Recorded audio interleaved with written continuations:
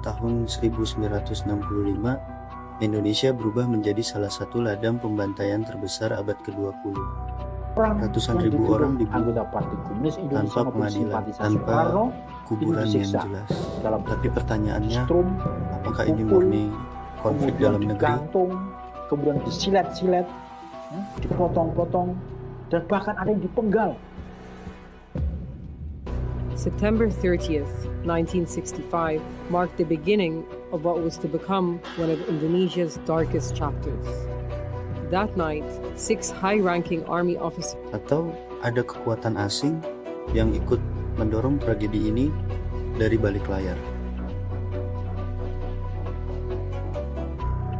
Setelah peristiwa yang dikenal sebagai G30S, militer Indonesia menuduh Partai Komunis Indonesia sebagai dalangnya. Dalam waktu singkat, dimulailah operasi besar-besaran untuk menangkap, menahan, dan membunuh siapapun yang dianggap terkait PKI. Pembantaian terjadi di banyak daerah, Jawa, Bali, Sumatera. Korbannya bukan hanya anggota partai, tapi juga buruh, petani, seniman, bahkan orang yang hanya sekadar dituduh. Banyak sejarawan memperkirakan korban tewas mencapai ratusan ribu hingga lebih dari 1 juta orang. Selama puluhan tahun, narasi resmi menyebut ini sebagai reaksi spontan masyarakat terhadap ancaman komunisme. Seolah-olah kekerasan itu terjadi dengan sendirinya.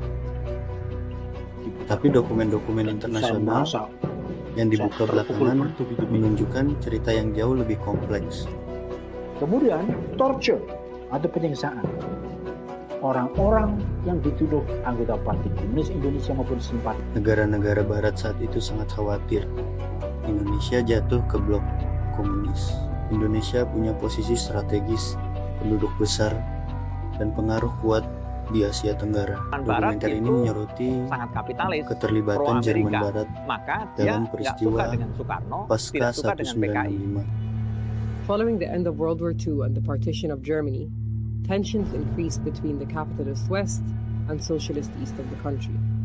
The West moved quickly to establish itself as the legitimate German government on the world stage, and this became central to their agenda at home and abroad. Dari arsip diplomatik, terungkap bahwa pemerintah Jerman mengetahui pembantaian sedang berlangsung. Namun, alih-alih menghentikan, mereka justru mendukung rezim baru yang anti-komunis. Dukungan itu bukan hanya politik, tapi juga bantuan ekonomi dan kerjasama militer. Tujuannya jelas, memastikan Indonesia tidak jatuh ke pengaruh komunis dan tidak berpihak ke blok timur. Saat itu Jerman juga sedang bersaing dengan Jerman Timur di tingkat internasional.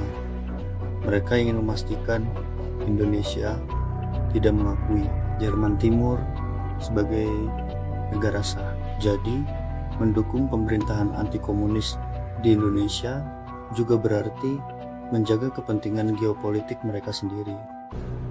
Bahkan, ada mantan pejabat militer Jerman era Nazi yang kemudian bekerja sebagai diplomat dan penasihat luar negeri di Asia, termasuk di Indonesia. Tapi di balik semua permainan geopolitik itu, yang paling menderita tetap rakyat biasa. Banyak keluarga kehilangan anggota tanpa tahu di mana mereka dikuburkan. Puluhan tahun setelahnya, para korban masih menghadapi stigma, kehilangan hak sipil, dan trauma yang diwariskan ke anak cucu. Tragedi ini bukan hanya tentang angka korban, tapi tentang kehidupan yang dihancurkan secara sistematis.